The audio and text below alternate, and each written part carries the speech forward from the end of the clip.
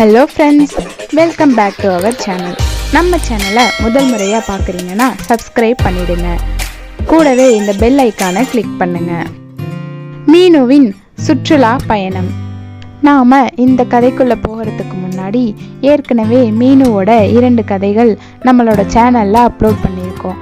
அதையும் பார்த்துட்டு வாங்க. இப்போ நம்ம இந்த கதைக்குள்ளே போகலாம். வழக்கம் போல நம்ம பறவை நண்பர்கள் பள்ளிக்கூடத்துக்கு போனாங்க. ஆசிரியரும் பாடம் நடத்த ஆரம்பிச்சாங்க. அப்போ இன்னொரு ஆசிரியர் வகுப்புக்கு வந்தாங்க. மாணவர்கள்லாம் என்னவா இருக்குன்னு ஆச்சரியமா பார்த்தாங்க. குழந்தைகளே, நான் ஒரு முக்கியமான விஷயம் சொல்ல போறேன். கவனமா கேளுங்க. நம்ம பறவை கூட்டமைப்பு எல்லாம் ஒன்று சேர்ந்து ஒரு சுற்றுலா ரெடி பண்ணியிருக்கோம். விருப்பம் இருக்கிற மாணவர்கள் உங்க பெற்றோரோட அனுமதியோட கலந்துக்கலாம். அப்புறம் இன்னொரு விஷயம், இந்த சுற்றுலாவுக்கு நம்ம பள்ளிக்கூடம் மட்டும் இல்லாம இன்னும் நிறைய பள்ளிக்கூடத்தை சேர்ந்த மாணவர்களும் வருவாங்க. நம்ம பள்ளிக்கூடத்தோட பெருமையை நீங்க தான் காப்பாற்றணும். சரியா? நல்லபடியா நடந்துக்கோங்க குழந்தைகளே. இந்த சுற்றுலாவுக்கு நானும் உங்க தமிழாசிரியரும் வருவோம் அப்படின்னு சொல்லிட்டு போயிட்டாங்க. நம்ம பசங்களுக்கு சந்தோஷம் தாங்கல. ஐ ஜாலி, நம்ம டூர் போறோமே, நிறைய இடத்தை சுத்தி பார்க்கலாம், நல்லா விளையாடலாம். ஆமா மீனு, நம்ம எல்லாரும் ஒன்னா சேர்ந்து போற முதல் சுற்றுலா. வா, நம்ம இப்பவே போய் அம்மா அப்பாட்ட சொல்லிட்டு பேக் பண்ணுவோம். வகுப்பு முடிந்ததும் எல்லா பறவைகளும் வீட்டுக்கு போனாங்க. நம்ம பறவை நண்பர்களும் வீட்டுக்கு வந்தாங்க. அம்மா, எங்க பள்ளிக்கூடத்துல சுற்றுலா போறாங்க, நானும் போயிட்டு வரவா அப்படின்னு மீனு அவங்க அம்மா கிட்ட கேட்டுச்சு. மீனு, ராஜுவும் சஞ்சுவும் வராங்களா? அவங்க வந்தாதான் நான் உன்னை அனுப்புவேன். அவங்களும் வராங்க அம்மா, நாங்க 3 பேரும் தான் போறோம். அப்படின்னா சரி, போயிட்டு வா, பத்திரமா போயிட்டு வாங்க. மீனு அனுமதி வாங்கிட்டு ராஜுவும் சஞ்சுவும் அனுமதி வாங்கிட்டாங்க. சுற்றுலா போறதுக்கு தேவையான பொருள் எல்லாம் எடுத்து வச்சாங்க. ஆமா, எத்தனை நாள் சுற்றுலா? அதுவா அம்மா, ஒரு நாள் இரவு அங்க தங்கணும். எங்க ஆசிரியரோட நண்பர் வீடு அங்க இருக்கு, அங்கதான் தங்க போறோம். மீனுவும் நண்பர்களும் கிளம்பிட்டாங்க. போயிட்டு வரோம்மா, போயிட்டு வரோம்ப்பா அப்படின்னு சொல்லிட்டு பள்ளிக்கூடத்துக்கு வந்தாங்க. அங்க எல்லா பறவைகளும் வந்திருந்துச்சு. குழந்தைகளே, தயாரா இருங்க. நானும் தமிழாசிரியரும் முன்னாடி போறோம், நீங்க பின்னாடியே வாங்க, வழி மாறி போயிடாதீங்க அப்படின்னு சொல்லிட்டு 2 ஆசிரியர்களும் முன்னாடி போனாங்க. பின்னாடியே மாணவர்களும் போனாங்க. கொஞ்ச தூரத்துல சுற்றுலா பகுதியும் வந்துச்சு. அங்க நம்ம 3 நண்பர்களுக்கும் ஒரு ஆச்சரியம் காத்துக்கிட்டு இருந்துச்சு. என்னன்னு பார்த்தா அந்த சுற்றுலாவுக்கு நம்ம நீலக்குருவியும் வந்திருந்துச்சு. அது அவங்க பள்ளிக்கூட நண்பர்களோட வந்துச்சு. ஐ, நம்ம நீலக்குருவி, வாங்க போய் பேசலாம். வணக்கம் நண்பா. மீனு, ராஜு, சஞ்சு, நீங்களா? வணக்கம் நண்பர்களே, எப்படி இருக்கீங்க? உங்களை பார்ப்பேன்னு எதிர்பார்க்கவே இல்லை. நாங்களும் தான் நல்லா இருக்கோம். உன்னை பார்த்ததுல ரொம்ப சந்தோஷம் நீலக்குருவி. நாங்க இப்போ இந்த இடத்த சுத்தி பார்க்க போறோம், நீயும் எங்க கூட வரியா அப்படின்னு கேட்டுச்சு.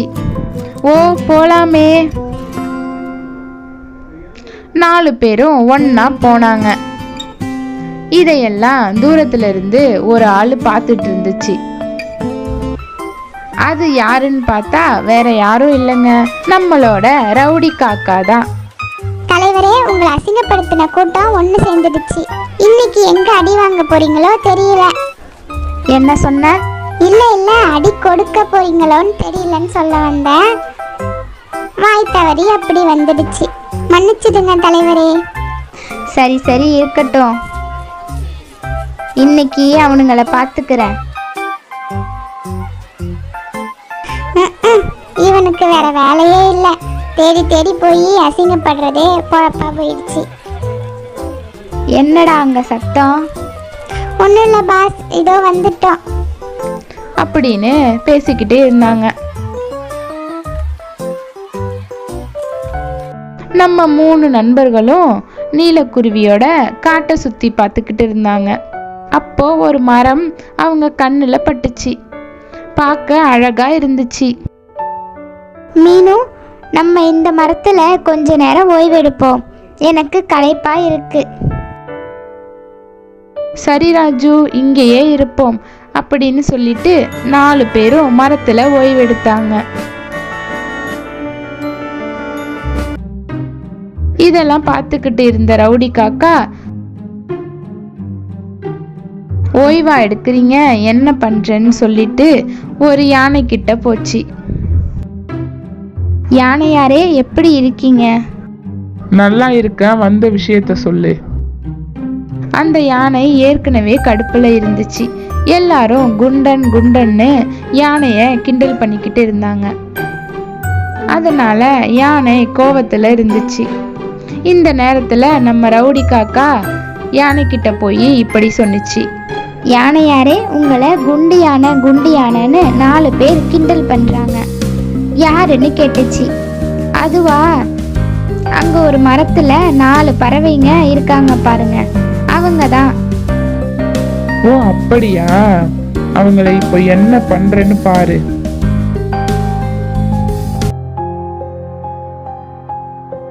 அப்படின்னு சொல்லிட்டு அவங்க உட்கார்ந்திருந்த மரத்தை அதோட தும்பிக்கையால ஆட்ட ஆரம்பிச்சிச்சு. மரம் வேகமா ஆடுச்சு. நம்ம பறவைகளும் நிறுத்துங்கன்னு கத்துச்சுங்க. யானை அதெல்லாம் காதுல வாங்காம மரத்தை வேகமா ஆட்டுச்சு.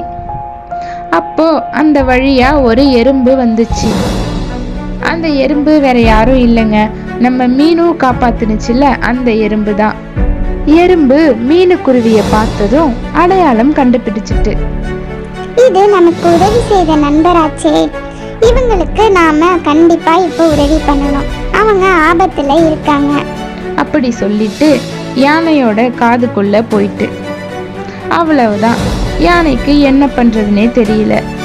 எறும்பு யானை காதுக்குள்ள போனதுல யானை மிரண்டு போய் மயக்கம் போட்டுடுச்சு. கொஞ்ச நேரத்துல எறும்பு வெளியில வந்துச்சு. யானைக்கு மயக்கம் தெளிஞ்சிட்டு. இப்போ மீனுக்குருவி யானை கிட்ட பேசிச்சு. யானை அண்ணா, நீங்க ஏன் எங்க மேல இவ்வளவு கோவமா இருக்கீங்க?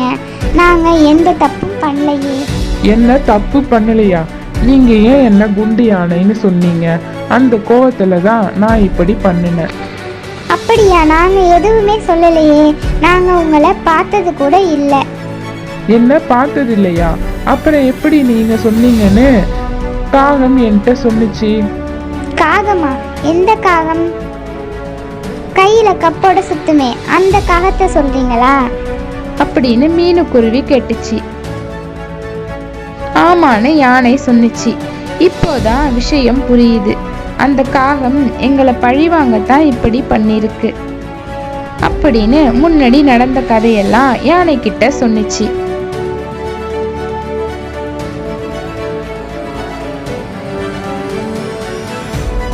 ஓ, இவ்வளவு நடந்திருக்கா? அவன் பழிவாங்க தான் என்ன பயன்படுத்தியிருக்கானா? நான் பாத்துக்கிறேன் அவனை அப்படின்னு சொல்லிட்டு யானை அந்த இடத்த விட்டு கிளம்பிட்டு. நண்பா, நீ மட்டும் வரலனா இந்த மரத்தை அந்த யானை காலி பண்ணியிருக்கும், எங்களுக்கும் ஓய்வெடுக்க மரம் இல்லாம போயிருக்கோம்.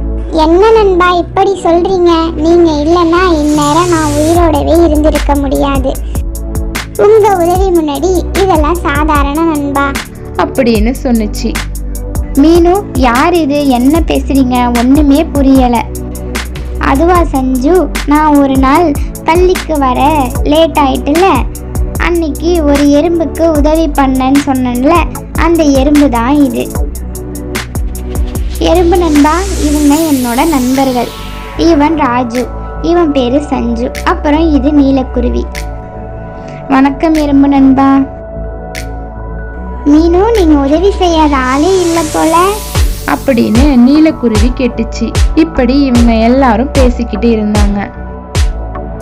பாஸ், அந்த குண்டு யானைய நல்லா ஏமாத்தி விட்டீங்க. இந்நேரம் அந்த குருவிங்களை படாத பாடுபடுத்தி இருக்கோம். நம்மலாம் யாரு, நம்ம கிட்டேயவா இன்னையோட ஒளிஞ்சானுங்க. இப்படி பேசிட்டு அதுங்க ஒரு மரத்துல ராத்திரி தூங்குறதுக்கு ரெடியானது.